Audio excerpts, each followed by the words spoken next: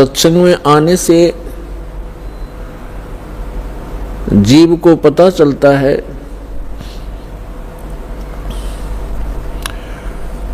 हम कौन हैं, कहाँ से आए हैं,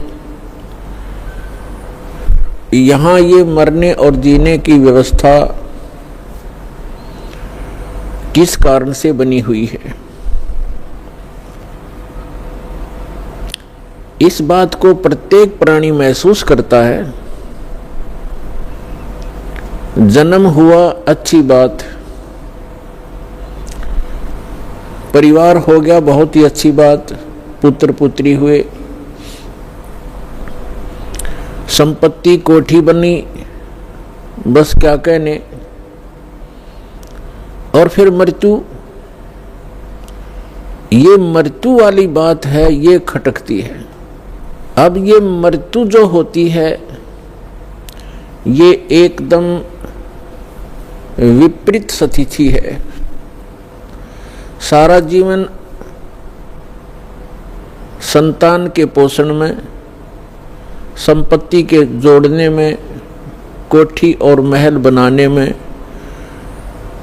लगा देता है प्राणी, और 1 मिनट के बाद पता नहीं पुत्र की मृत्यु हो जाती है, पुत्री मर जाती है, पुत्र वधू मर जाती है, माँ की मृत्यु हो जाती है, परिवार का परिवार भी नाश हो जाता है। तो यहाँ हमारी बुद्धि कभी नहीं जाती कि ऐसा क्यों हो रहा है। हमने एक ये परंपरा मान ली कि ऐसा होता ही है, ऐसा होता है, सबके साथ हो रहा है, इसलिए दुख तो होता है। लेकिन शेष बचे हुए ये सोचते हैं हम तो अभी कुशल हैं, बस ऐसे हम अटकलबाजी से यहां जी रहे हैं। तो परमात्मा कहते हैं साथी हमारे चले गए।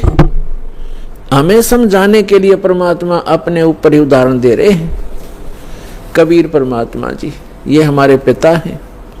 साथी हमारे चले गए, हम भी चालन हारे, कोई कागज में बाकी रह रही, तात लगी है वारे।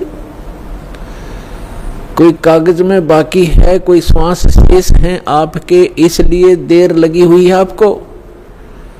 और जो चले गए संसार छोड़कर, उनके भी, उनकी आशाएं, उनके इरादे, उनकी सोच यही थी कि अभी मृत्यु नहीं होगी। फिर परमात्मा याद दिलाते हैं, स्वयं आकर के कबीर भगवान यथार्थ ज्ञान, यथार्थ भक्ति विधि, अपने द्वारा रची हुई सृष्टि को ही भी वो खुद ही ठीक ठीक बताते हैं। और हम कहाँ थे ये हमें नहीं मालूम हो सकता, चाहे कितनी बात बनावे। ये तो रचनहार ही बता सकता है कि आप यहाँ क्यों दुखी हो रहे हो, ये मरने जीने की व्यवस्था कौन सी अच्छी है।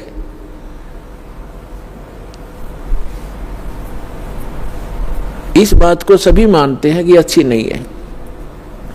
तो इसलिए परमात्मा हमें जगाना चाहते हैं, यथार्थ ज्ञान हमारे हृदय में उतारना चाहते हैं, पहले ये बता करके कि जिस व्यवस्था में आप व्यवस्थित हैं और जिन क्रियाओं में आप तत्पर हैं, यदि आप परमात्मा की साधना भक्ति नहीं करते हो, मोक्ष प्राप्ति का प्रयत्न नहीं कर रहे हो, तो ये क्रियाएं तो पशु पक्षी भी कर रहे हैं।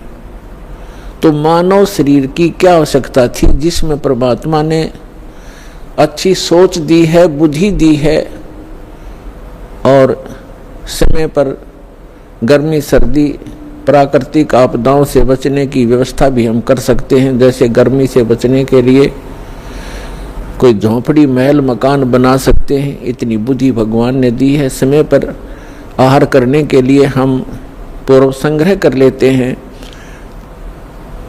अन्न इकट्ठा कर लेते हैं, और गर्मी सर्दी से बचने के लिए भी हम कोई झोंपड़ी महल बना लेते हैं।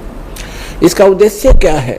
इसका उद्देश्य ये है, इन सब सुविधाओं को परमात्मा ने इसलिए दिया है कि आप प्राकृतिक आपदाओं से डिस्टर्ब ना हो सकें और भक्ति करते रहें। जैसे परमात्मा की प्राप्ति में ये आत्मा उसी समय से व्याकुल है जिस समय से ये उस परम पिता के उस सुखमय स्थल से, उस सतलोक से, अमरलोक से बिछुड़ कर आई है, उस परम पिता से दूर हुई है। उसी दिन से इसको आभास हो गया है कि जो सुख मैं छोड़ के आया हूं वो यहां नहीं है। उसकी खोज में फिर ये अपनी अटकलबाजी से, जीव सोच से सोचने लगता है, प्रयत्न करता है। जैसे कोई निर्धन है, वो सोचता है कि धनवान सुखी होंगे, धन में सुख होगा, और धनी व्यक्ति को स्वप्न में भी सुख नहीं होता। पुण्यात्माओं, निर्धन को तो ये बात जचा नहीं कि धनवान सुखी नहीं, लेकिन किसी धनवान